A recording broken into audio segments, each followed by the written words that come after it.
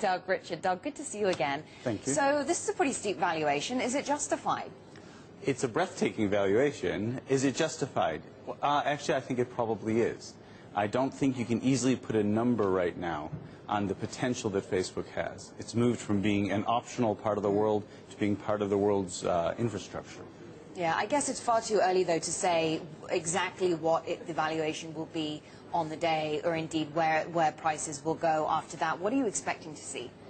I think that Facebook does not follow other companies. So a lot of the commentary about how the IPO window is open or closed and how Groupon has done well or poorly is irrelevant.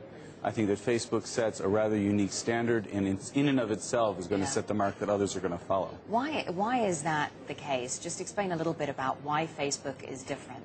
Well, 800 million people are on Facebook. It has become a core part of everyone's lives under a certain age, and it competes for being the leader of the industry against Google and Amazon and others. So I guess that really puts the pressure on in terms of continuing to innovate for them and to stay ahead of the pack.